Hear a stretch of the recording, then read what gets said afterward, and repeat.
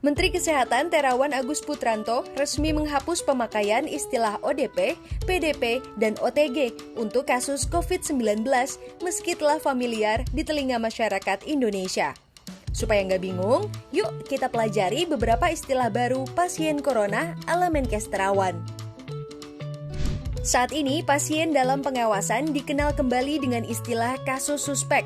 Adapun kriteria yang termasuk dalam kondisi ini ialah orang dengan ISPA dan pada 14 hari terakhir sebelum gejala muncul memiliki riwayat perjalanan atau tinggal di wilayah yang melaporkan adanya kasus penularan dan atau memiliki riwayat kontak dengan kasus terkonfirmasi COVID-19. Orang dengan ISPA atau pneumonia berat yang membutuhkan perawatan di rumah sakit juga termasuk dalam kasus suspek. Kasus probable adalah kasus suspek dengan ISPA berat yang meninggal dengan gambaran klinis yang meyakinkan COVID-19, namun belum ada hasil pemeriksaan laboratorium RT-PCR. Kasus konfirmasi ialah seseorang yang dinyatakan positif terinfeksi virus corona yang dibuktikan dengan pemeriksaan laboratorium RT-PCR. Kasus konfirmasi dibagi menjadi dua, yakni kasus konfirmasi dengan gejala atau simptomatik dan kasus konfirmasi tanpa gejala atau asimptomatik.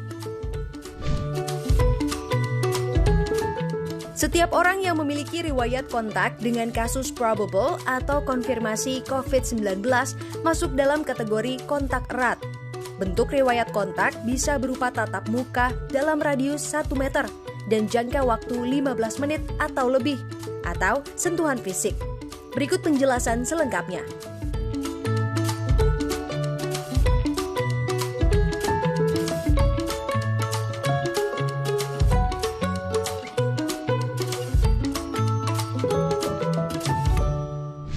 Selanjutnya ialah discredited, yakni istilah untuk menyebut pasien sembuh.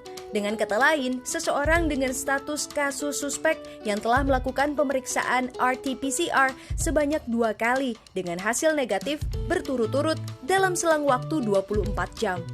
Atau seseorang dengan status kontak erat yang telah menyelesaikan masa karantina 14 hari.